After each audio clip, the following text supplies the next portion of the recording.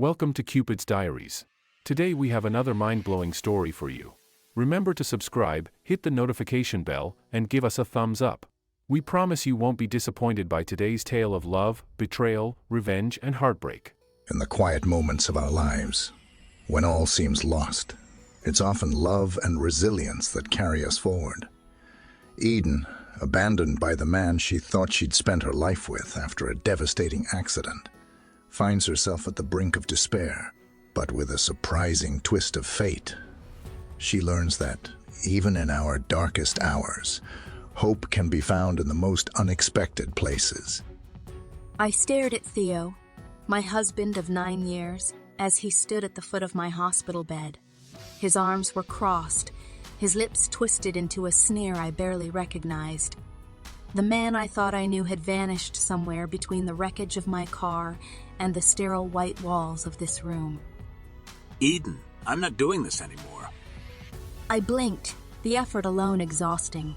Months of surgeries, months of lying here, hoping, praying for a miracle that didn't come. Now I was paralyzed from the waist down, a burden strapped to this bed, gathered to tubes and machines. But nothing could prepare me for this. "What do you mean?" I croaked, my voice barely above a whisper. The words came out dry, brittle like dead leaves. Theo's gaze flicked to the window, his foot tapping impatiently against the tiled floor. You heard me. I didn't sign up for this. I didn't marry you to end up caring for some invalid. Look at you. He waved a hand toward me as if gesturing at something broken, something unworthy. You're not even half the woman you used to be. I need more than this. As his words hit me, I felt my chest tightened, and the pain was almost physical, sharp and cutting. I tried to sit up, but my legs, useless and numb, did nothing. My fingers twitched against the sheets, desperate to cling to something, anything. Theo, I didn't ask for this. I didn't want this. I don't care what you want. I want a life, a real life, with a real woman, someone who can give me children, a family, not this pathetic existence. We can't. I'm leaving, Eden. I've already made up my mind. Claire's waiting for me. She can give me what I want. What you can't. She's not broken. Claire, his ex, the one who had always lingered at the edges of our life like a shadow, the woman I thought he'd forgotten. My heart plummeted, the weight of his words crushing me. You're leaving me for her? She's whole, and she can give me children. I couldn't speak. I couldn't breathe. The room seemed to tilt, the walls closing in on me. You can't just leave me. I need you, Theo. Please. He leaned down, his face close enough for me to see the malice in his eyes. You're pathetic, Eden. I won't waste my life caring for a half-woman. Do yourself a favor and stop clinging to something that's over. With that, he straightened, his expression hardening. Goodbye, Eden. I hope you figure out how to live like this. But I won't be around to see it. And then he turned, walking out the door without a backward glance, leaving me alone, abandoned. I stared at the empty doorway, my chest heaving with silent sobs. He was gone. The man I had trusted, the man I had loved.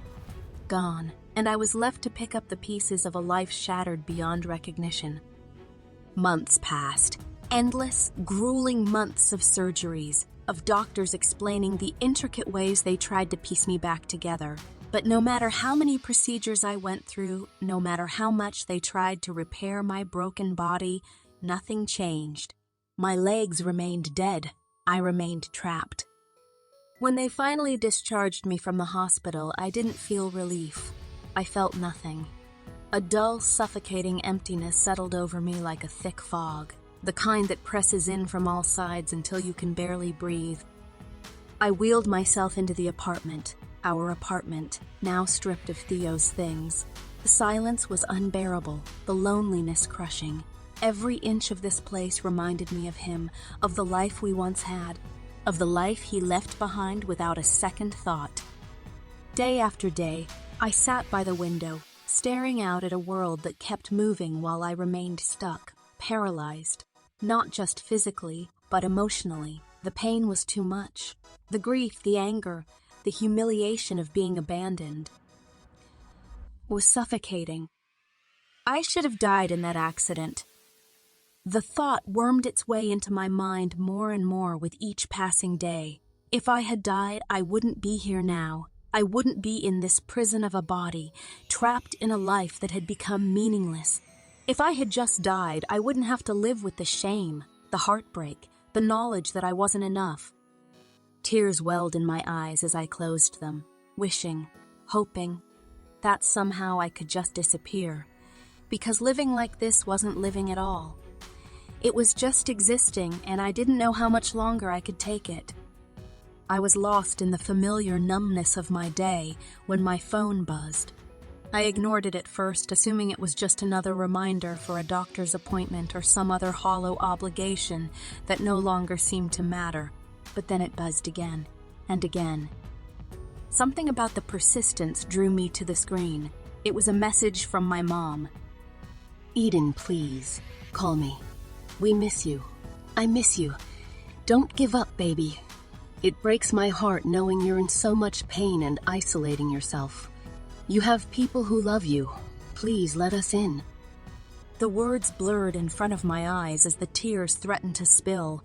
I hadn't spoken to my mom in months, hadn't reached out to anyone really. I convinced myself that no one would understand, that no one could.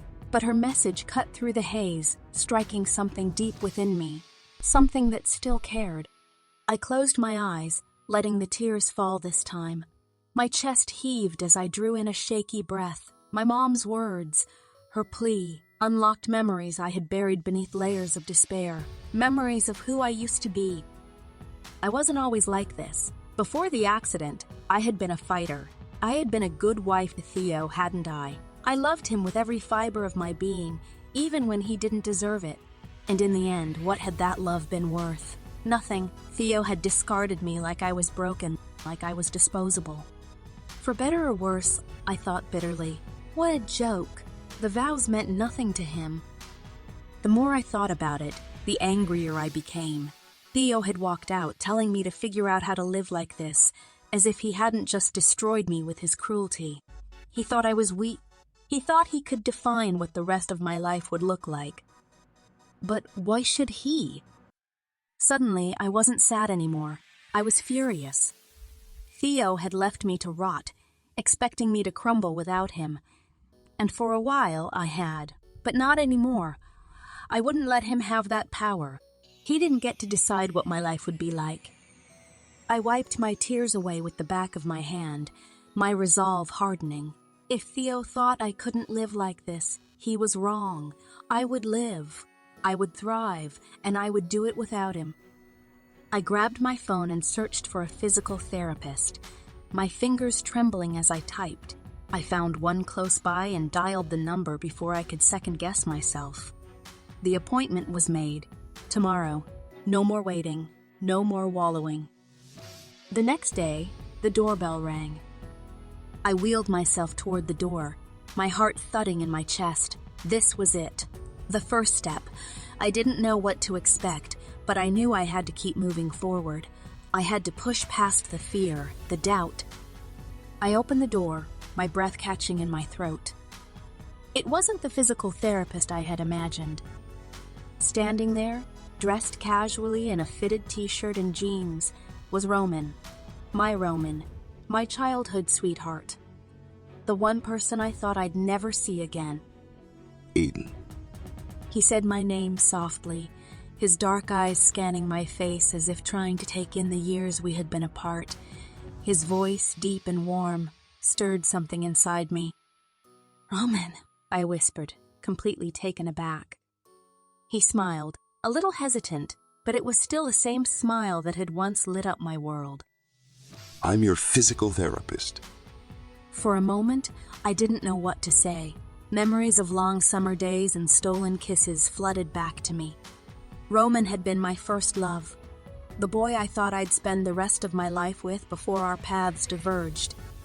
How are you here?" I stammered, still in shock. He shrugged, though there was a tenderness in his gaze. I moved back to town a few years ago. I work at the local clinic now. When I saw your name on my schedule, I almost couldn't believe it. I blinked, still trying to process the fact that Roman was standing in front of me, looking at me like I wasn't broken, like I wasn't less. My voice wavered. I didn't expect it to be you. He knelt down in front of me, his eyes locking onto mine with a seriousness that sent a shiver down my spine. I didn't expect it either, but I'm here, Eden, and I'm not going anywhere. Something inside me shifted at that moment. For the first time in what felt like an eternity, I felt hope flutter in my chest, not because Roman had magically appeared, but because for the first time, I believed that I could still move forward. I could still live. The first few weeks were the worst. Roman worked with me every day, guiding me through exercises that left me breathless with pain. Every movement was a reminder of what I'd lost, of what Theo had walked away from. My body felt foreign, stiff and unyielding. Every stretch, every lift, every pull, it all hurt so much that I often felt like I would break. I hated it. I hated the pain, the weakness. And on some days, I hated Roman too, though I never admitted it out loud. But he never faltered, never gave up on me, even when I wanted to give up on myself. Take it out on me, Eden. He'd say this whenever I snapped at him, my frustration spilling over in sharp words and angry tears. Yell, scream, curse, whatever you need. Just don't quit. And I would. I would yell, curse, and let the tears flow because the weight of it all was too much to carry alone. But Roman never took it personally. He just stayed there, steady as ever, guiding me back to the work, to myself. On the good days, it was easier. There were moments when I felt a glimmer of hope. When I could move a little more, stretch a little further, or even sit up without feeling like my body was betraying me. Those days were golden, filled with laughter and progress. Roman would grin at me, his dark eyes shining with pride whenever I reached a milestone, no matter how small. You're doing it, Eden, one step at a time. His voice would be soft but full of conviction. But the bad days were still there too. They always lurked, waiting to drag me back down. On those days I would lie in bed, too exhausted to face the world, the weight of my body and my emotions pressing me into the mattress. Roman would come over, bringing tea or something to eat, sitting quietly with me, knowing I didn't have the strength to talk. He never pushed. He just stayed. And when I was ready, when the darkness started to lift, he'd remind me why I was fighting. One afternoon, after a particularly grueling session, I collapsed back into my wheelchair, breathing heavily. My muscles screamed in protest, and tears burned behind my eyes. It felt impossible, all of it, like I would never get to the other side of this. I can't do this anymore. I'm too tired, Roman. I'm just too tired. He crouched in front of me, his eyes soft but unwavering. You've made it this far, Eden. You've survived things that would break most people. You don't have to do it alone, but you have to keep going. One more day. Just one more. I looked at him, the tears spilling over now, but he didn't look away. He didn't pity me. He saw me, really saw me, and that made all the difference. So I kept going. Day after day, we worked. It wasn't easy. Some days, it felt like I was making progress, like I was reclaiming pieces of myself. Other days, I felt like I was standing still, stuck in the same endless loop of pain and frustration. But Roman was always there, steady and patient, pulling me back from the edge whenever I felt like giving up. There were moments when we'd reminisce about our childhood, the summers spent running through fields, the innocent first kiss we'd shared under the stars. It felt so far away, like another lifetime. But it also felt like home, a piece of myself I hadn't realized I'd been missing. Slowly, bit by bit, I started to heal. My body wasn't the same. It never would be, but I was learning to live with it, to move in new ways. I was starting to have more good days than bad. I could feel myself growing stronger, not just physically, but emotionally. The scars were still there, raw and real, but I wasn't letting them define me anymore. One evening, as we sat on the balcony after a particularly long session, Roman handed me a glass of water and sat beside me. The air was warm, the sun setting in soft hues of orange and pink. It was peaceful, and for the first time in a long time, I felt okay. You're doing amazing. I smiled faintly, staring out at the horizon. I couldn't have done it without you, Roman. You're stronger than you know, Eden. I just helped you remember that. I turned to look at him, something deep inside me shifting. He wasn't just my physical therapist anymore. He was my anchor, the person who had stood by me when I had no strength left to stand. And in that moment, I realized that maybe, just maybe, I was beginning to heal in more ways than one. I still had a long way to go, but for the first time, I truly believed I could make it. Not because of Theo or the anger that once fueled me, but because I had found something worth fighting for. Myself. And maybe, just maybe, I wasn't as alone as I had once thought. The hospital room felt different this time. The sterile smell, the soft hum of the machines. It all seemed less intimidating, less suffocating than it had during my earlier visits. I sat in the wheelchair, Roman standing beside me while Dr. Matthews flipped through my chart, smiling. Well, Eden, you're healing beautifully. Much faster than we anticipated, actually. The hard work you've put in is paying off. I urge you to continue your physical therapy. You're on a very good track.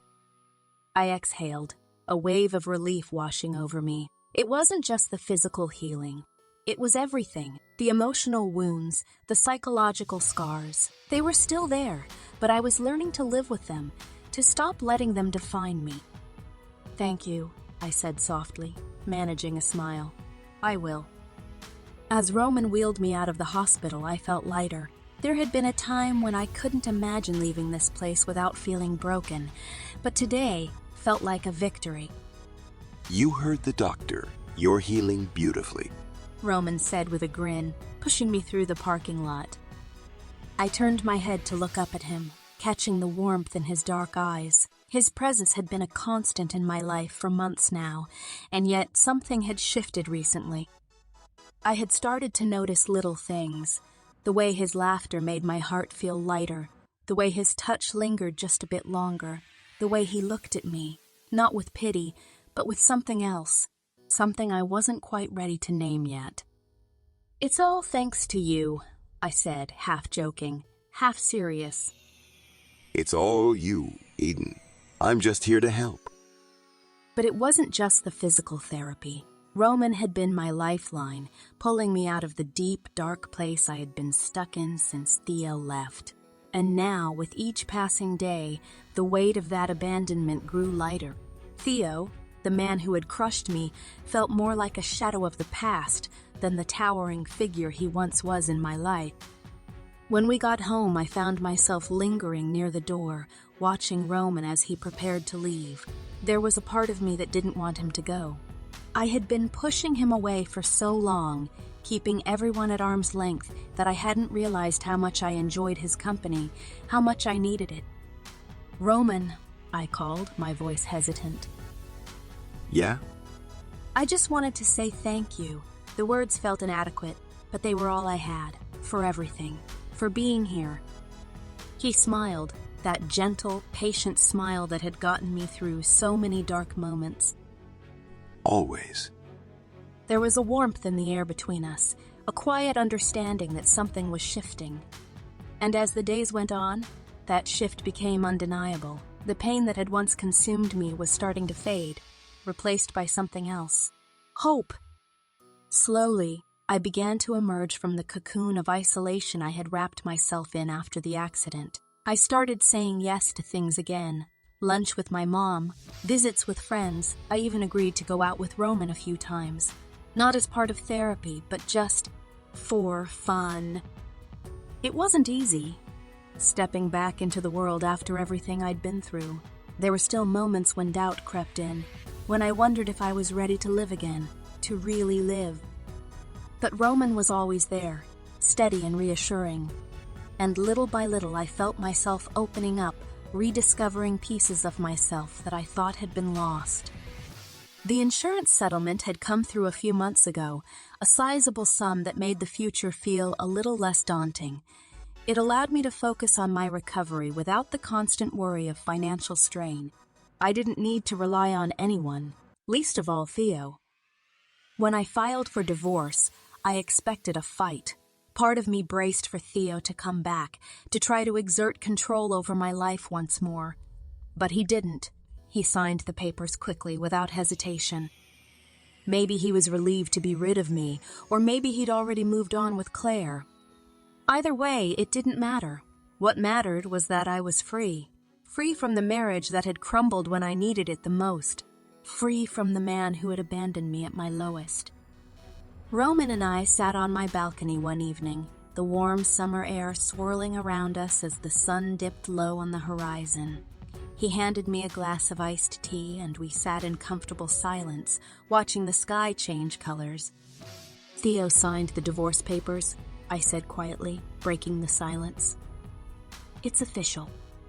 Roman didn't look at me right away, but I saw the tension leave his shoulders. How do you feel about that? I shrugged, staring down at the glass in my hands. I thought I'd feel, I don't know, angrier, more bitter, but I just feel relieved. I glanced up at him, offering a small smile. I feel like I can finally breathe again. He returned my smile, his eyes soft and understanding. You deserve that. You deserve to feel free. There was something in his voice, something deeper than just friendship, and it made my heart beat a little faster. I wasn't ready to fully acknowledge it, not yet. But it was there, lingering in the spaces between us, growing stronger with each passing day. And for the first time in a long time, I wasn't afraid to hope. To imagine a life that was mine, not defined by pain or abandonment, but by the strength I had found in myself. A year after the accident, my life looked nothing like it did before, but in the best way possible. It had been a long, painful road, but here I was, happier than I had ever thought I could be. I had healed, physically, emotionally, and more importantly, I had rebuilt my life in a way that made me feel whole again. I'd accepted a remote job offer, one that allowed me to dive back into the creative work I'd always loved, but had been too distracted by life to fully embrace. It felt like the start of something new, something exciting. I was ready to move forward. That evening, I was having dinner with my mom at a cozy restaurant. We sat by the window watching people walk by, laughing and chatting as we caught up on everything that had changed over the past year. It had been a while since we had shared such light-hearted moments, and I was grateful to be in a space where we could simply enjoy each other's company. Mom was in the middle of telling me about a neighbor's new garden when I saw him, Roman. He walked in with a group of people, his familiar face lighting up the room. I hadn't seen him in a couple of weeks, and my heart did that little flutter it always did whenever he was around. I had a new physical therapist now, one who only came around once a week. Roman had been reassigned to an injured teen who needed the type of intensive therapy I no longer required. My mom called out, waving him over with the same enthusiasm she always had for people she liked. Roman spotted us and made his way to our table, grinning as he approached. Mrs. Hartley, Eden. He greeted us warmly, his eyes flickering between me and my mom. When my mom first realized he was my physical therapist, she was relieved. She had always liked him. They had seen each other a few times during the hardest months of my recovery. Roman, it's so good to see you. Are you here with friends? My mom beamed, standing to give him a quick hug. Yeah, a few colleagues from work. It's good to see you both. How's everything? His gaze lingered on me for a moment longer than necessary. We're just catching up, I said, trying to ignore the way my heart raced whenever he was near. It's been a while. I've missed seeing you around. We should catch up soon. I smiled, feeling the warmth of his words settle deep inside me. Yeah, we should. With a nod, Roman excused himself, heading back to his group, but not before casting one last glance my way. My mom watched him walk off, a knowing smile tugging at her lips. He couldn't keep his eyes off you, you know? I felt my cheeks heat up, but I brushed it off with a nervous laugh. Mom, stop. No, seriously, Eden. That man is smitten with you. It's written all over his face. She leaned in as if sharing a secret. I sighed, taking a sip of my water. I have feelings for him too, I admitted, my voice barely above a whisper. But I don't know, Mom. I don't think I can ever have a normal relationship again. I mean, look at me. That's why Theo left, isn't it? He couldn't handle this. My mom's expression softened, her eyes filling with empathy, but also with the fierce love only a mother could have. Oh, honey, don't you ever think that way. But it's true, isn't it? I pressed, the insecurities I had buried over the last year bubbling to the surface. He didn't want a woman like me. He wanted someone who could give him a normal life, who wasn't. Who wasn't what? Eden, Theo left because he's a coward, not because of you. Plenty of women in your situation have fulfilling relationships. Love isn't about being whole in the way you think. Love is about finding someone who sees you for who you are, and Roman, he sees you. I see it in the way he looks at you. Her words hung in the air between us, heavy with truth. I glanced over at Roman, who was deep in conversation with his colleagues, but kept sneaking glances in my direction. I don't know, I whispered, the uncertainty still gnawing at me. I just don't want to get hurt again. You won't. You're not the same person you were when Theo left. You've changed, Eden. You're stronger now, and I think you're ready to be loved again, even if you don't believe it yet.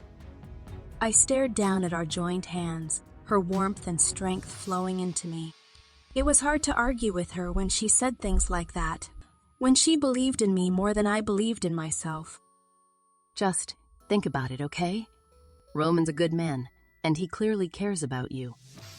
I nodded slowly, my heart torn between fear and hope. I'll think about it. But even as I said the words, I knew I couldn't ignore the truth any longer. Roman had been there for me in ways no one else had, and I had feelings for him, deep, undeniable feelings. Maybe it was time to stop letting the past dictate my future. Maybe it was time to open myself up to the possibility of love again. And maybe, just maybe, Roman was the person I was ready to take that leap with. I stared at my phone for what felt like hours before answering Roman's call a few days later.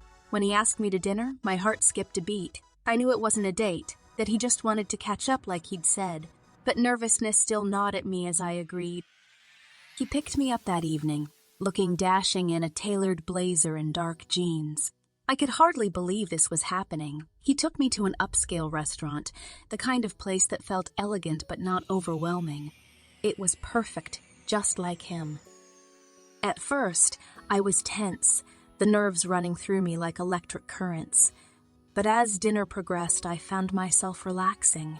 Roman had that way about him, making me laugh, drawing me out of the cocoon I'd wrapped myself in for so long. We shared stories, reminisced about our childhoods, and joked about my terrible taste in movies. As the evening wore on, I forgot about my worries about the scars that had haunted me for so long.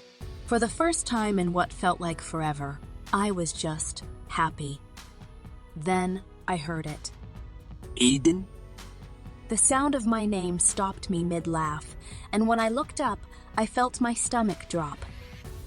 Theo, my ex-husband, stood there, an uncomfortable smirk on his face. For a moment, the air between us was heavy with awkward silence.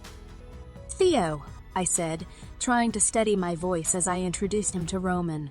This is Roman, my friend and physical therapist. I could feel Roman shift slightly beside me, but before I could explain further, Theo cut in, his voice thick with smugness.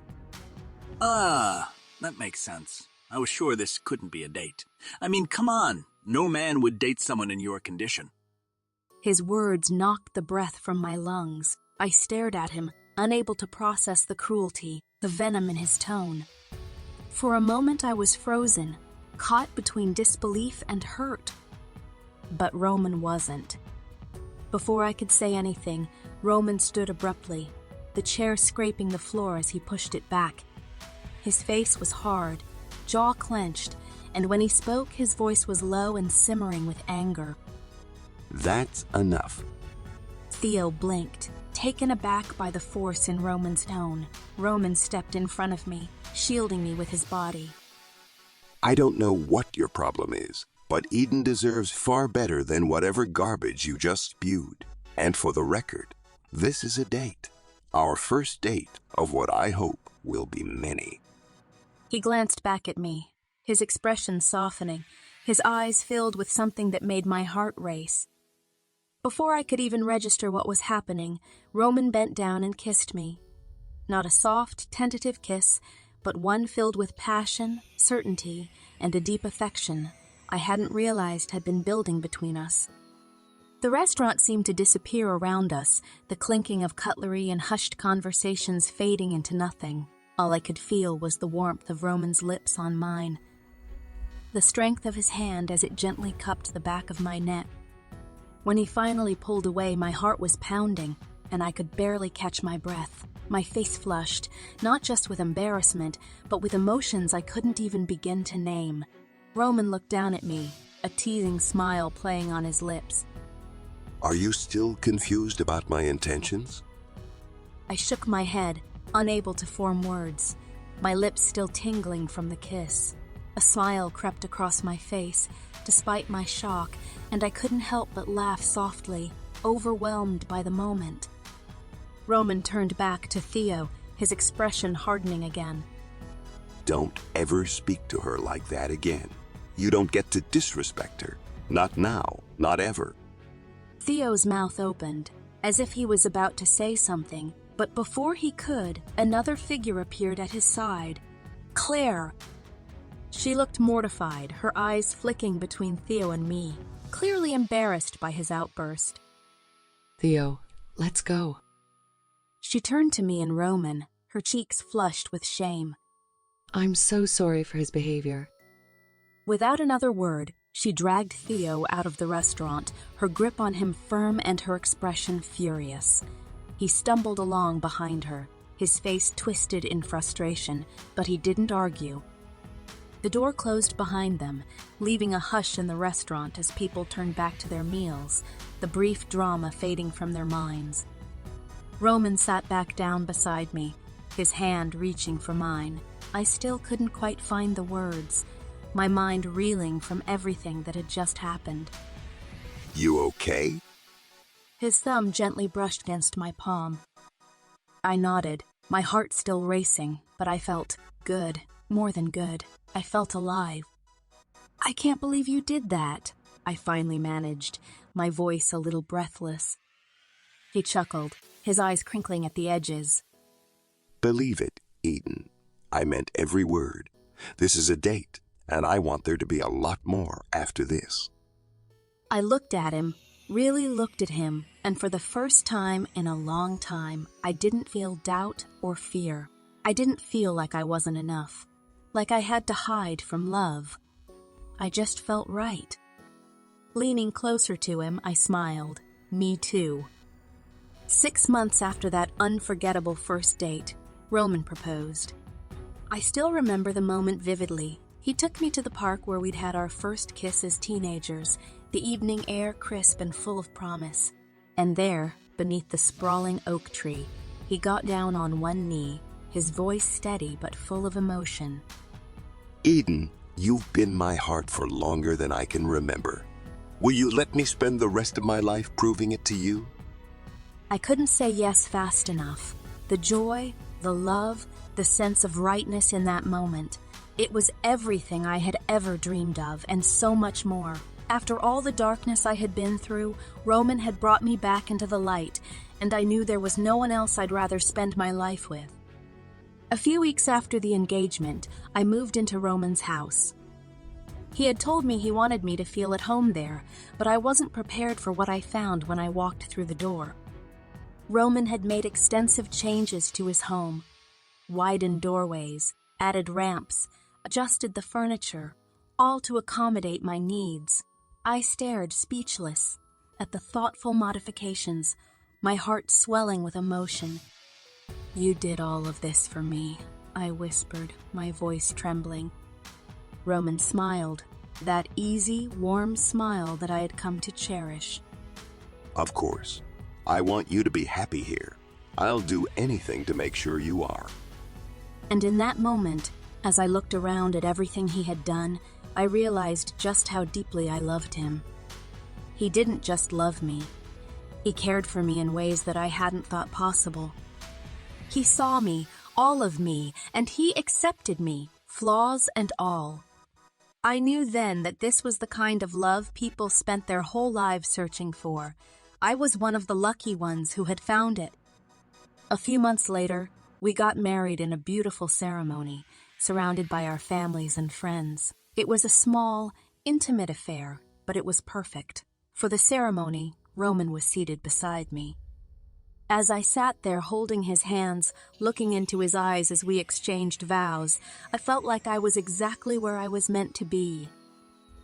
The future felt bright, filled with hope and love. But 4 months after the wedding, everything changed. It started slowly at first. I began losing weight, nothing too alarming at the beginning.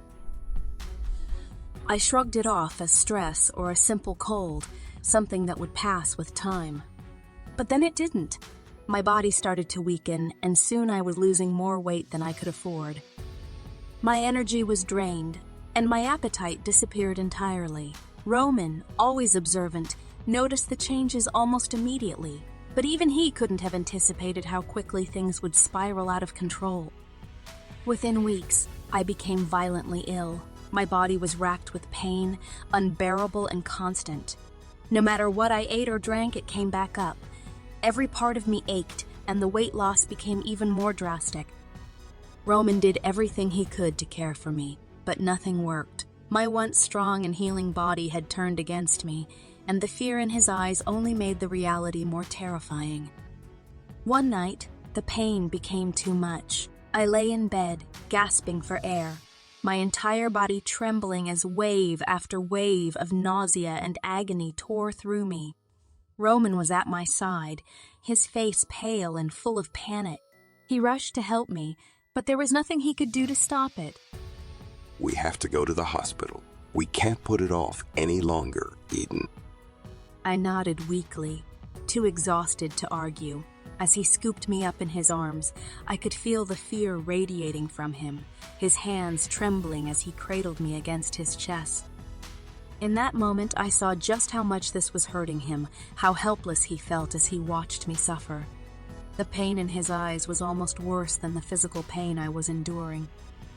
Roman drove us to the hospital as fast as he could, his knuckles white as he gripped the steering wheel. I could barely stay conscious, the world around me fading in and out of focus. Every bump in the road sent another jolt of pain through my body, and I had to bite my lip to keep from crying out. When we finally arrived, Roman rushed me inside, shouting for help. Nurses and doctors swarmed around us, their faces blurring together as they tried to assess my condition. I was whisked away into a flurry of medical chaos, but all I could think about was Roman, his face filled with desperation as he held my hand until they had to pull him away. As they wheeled me into a room, the fluorescent lights overhead glaring down at me, I felt a strange sense of calm settle over me. I wasn't afraid anymore. Not of the pain, not of what might happen next. All I could think about was Roman and how much I loved him. No matter what happened, I knew I had found something beautiful in this life. I just hoped that I wouldn't lose it too soon. The last thing I saw before the world went dark was Roman standing in the doorway, his face a mask of anguish and fear. When I woke up, the hospital room was quiet, except for the soft beeping of machines. My body felt heavy, my limbs weak, but the first thing I saw was Roman. He was sitting next to my bed, his hand wrapped tightly around mine, his face drawn and pale, his eyes filled with a worry I had never seen before. "Roman, what's happening?" I managed to whisper, my voice hoarse and dry. He squeezed my hand, his grip trembling slightly. The doctor's running some tests. We'll have answers soon. His voice was tight with emotion. I could see the fear in his eyes, the weight of it pressing down on him. He looked as if he hadn't slept in days, and the sight of him like this broke my heart. Tears welled up in his eyes as he looked at me, and when he finally spoke, his voice cracked. I love you so much, Eden. I can't live without you. Please, you have to fight through this. Don't leave me. Tears blurred my vision as I looked up at him, my heart aching at the raw pain in his voice. "Roman," I whispered, reaching up to touch his face, my fingers brushing against his cheek. "I love you. I'm not going anywhere." We clung to each other, both of us crying, our emotions too overwhelming to contain. In that moment, the rest of the world faded away. All that mattered was that we were together, that we still had each other. He wrapped his arms around me, holding me tightly as though he could keep me safe from whatever was happening. I took comfort in his warmth, in the strength of his embrace, as if his love alone could keep me grounded.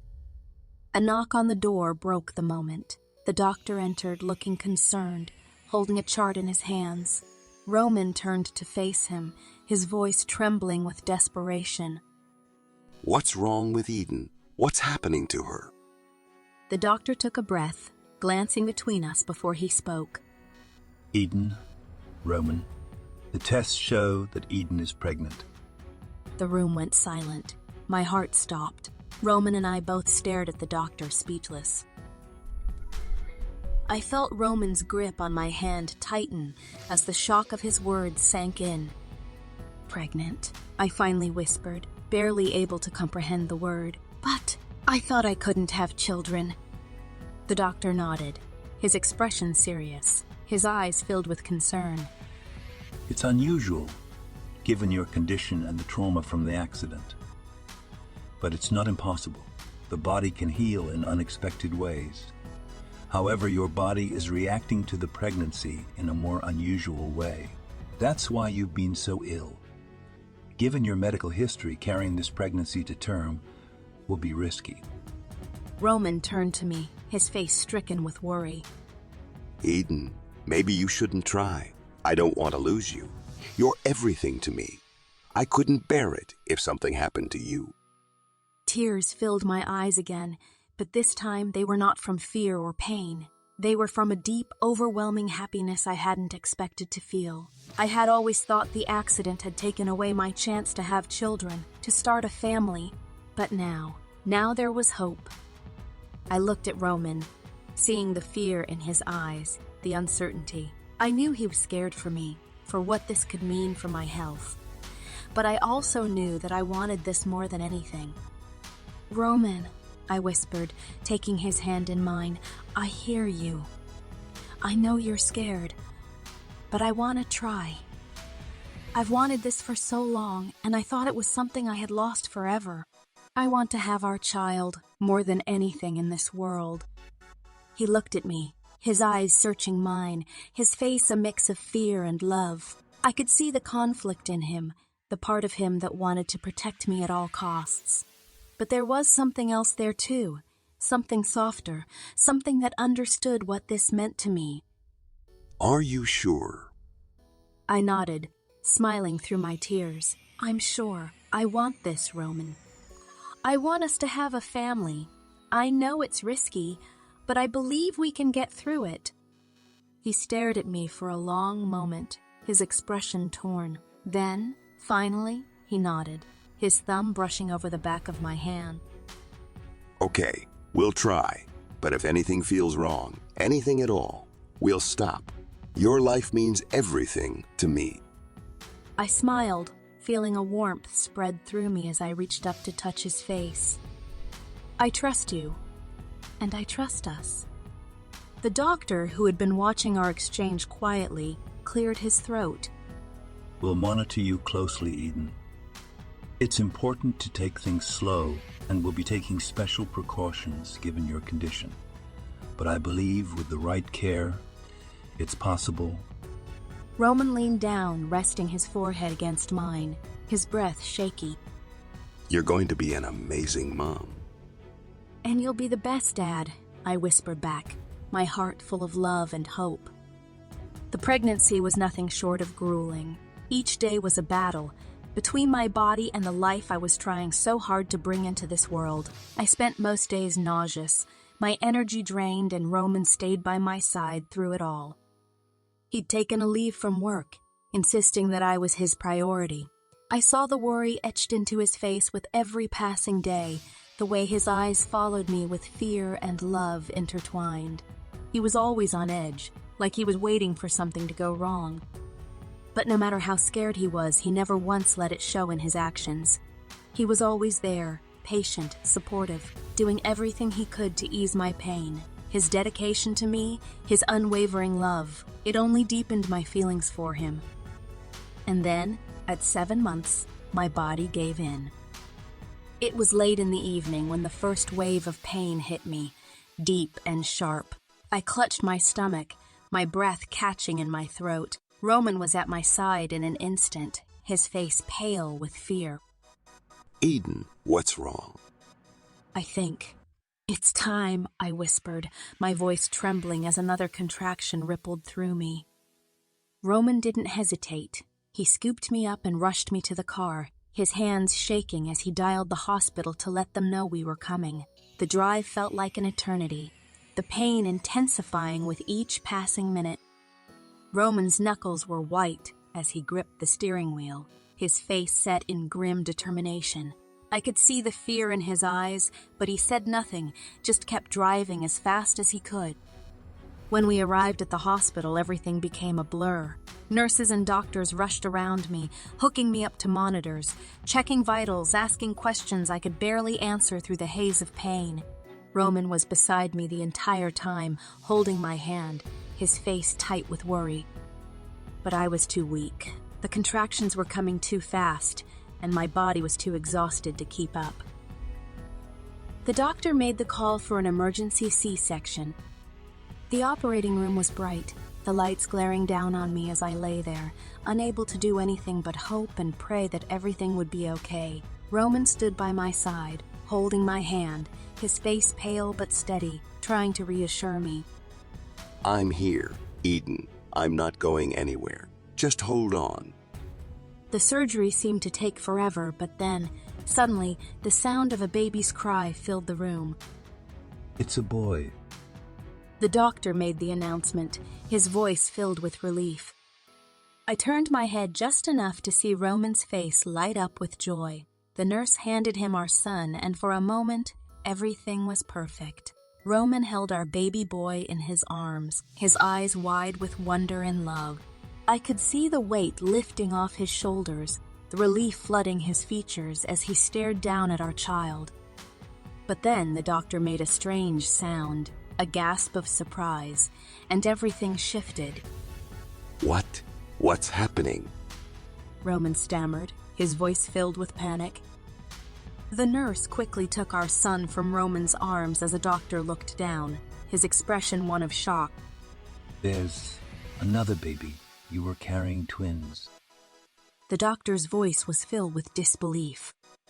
Twins. My mind struggled to comprehend what he was saying. How could that be? None of the ultrasounds had shown 2 babies.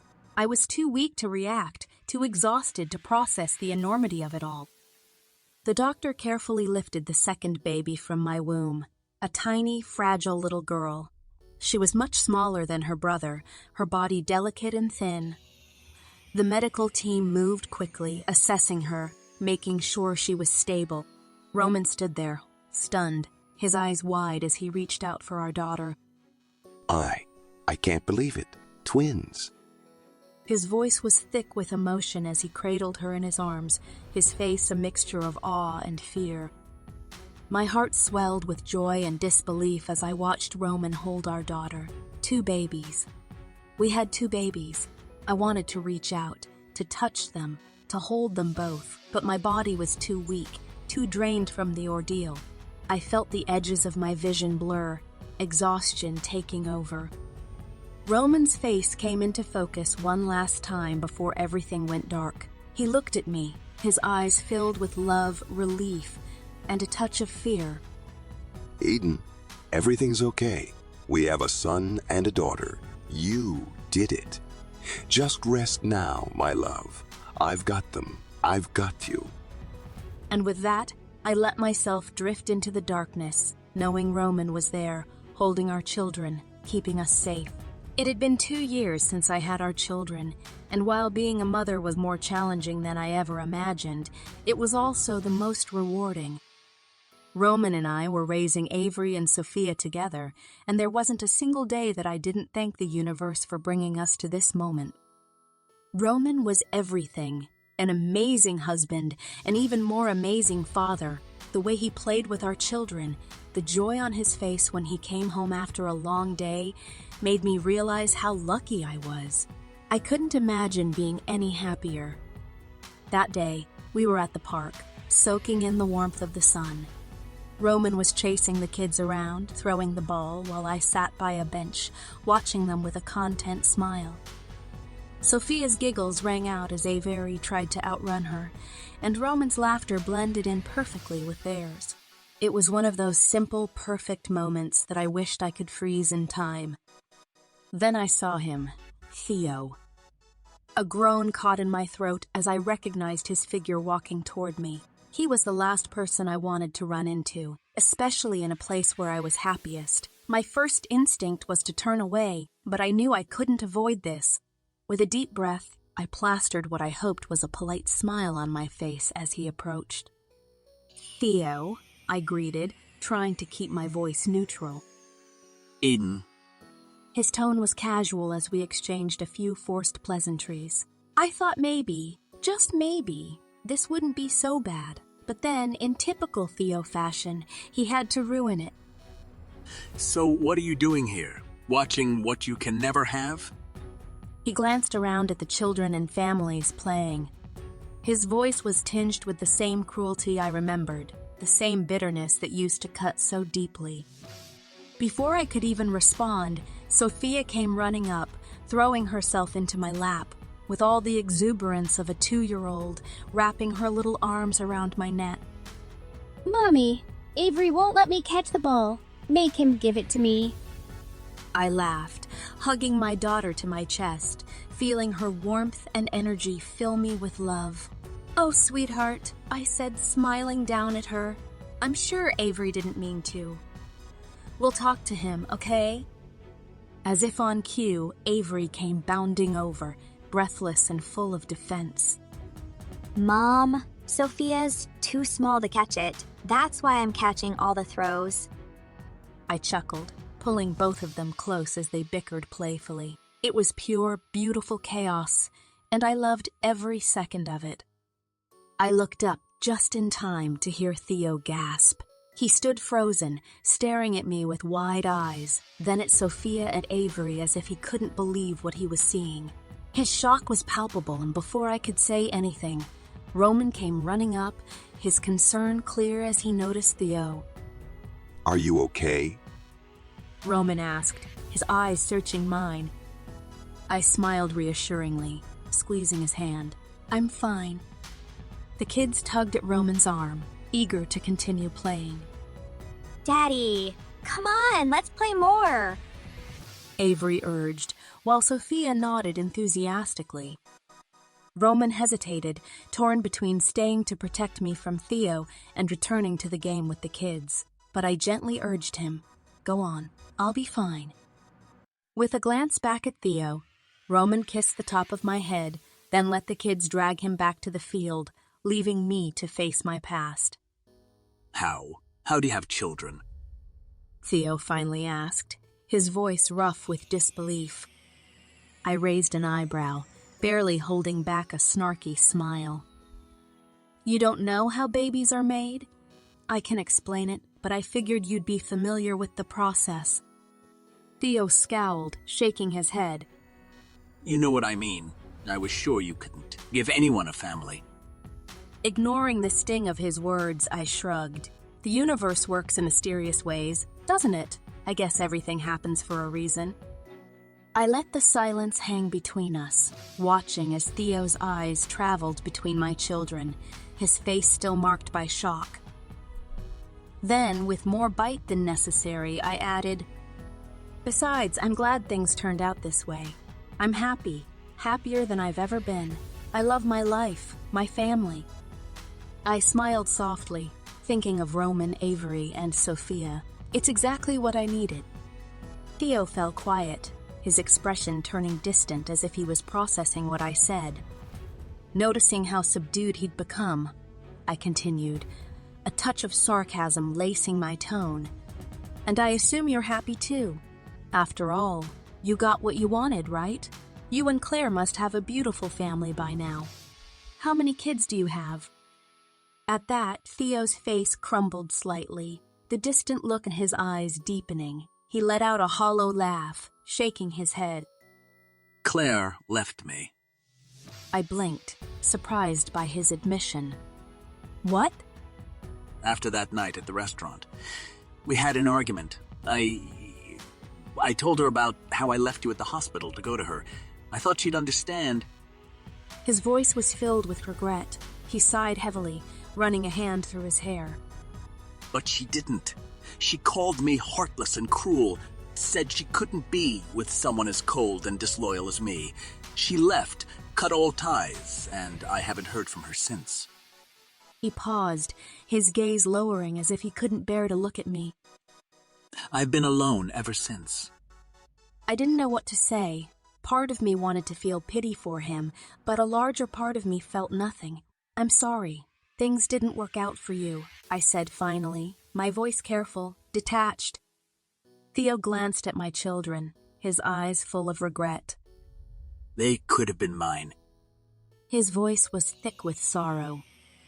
I didn't respond. What could I say to that? In the end, it didn't matter. These weren't his children. This wasn't his life. This was mine, and it was exactly how it was meant to be. The kids called for me, breaking the heavy silence between us. I gave Theo one last glance. "Goodbye, Theo. I hope you find what you're looking for someday." Without waiting for a response, I turned and headed toward my family. I could feel Theo's eyes on my back, but I didn't look back. My life, my future, they were right in front of me, and there was nothing behind me that deserved any more of my attention. From the depths of despair to the joy of a family she never thought possible, Eden found her way, not just through the support of those who loved her, but through her own resilience and determination. Her story reminds us that even when life seems impossibly difficult, there is always hope on the horizon, as she steps forward into her future with Roman and their children by her side. Eden proves that true happiness comes from embracing the life in front of us and letting go of what's behind. Thanks for listening. See you next time.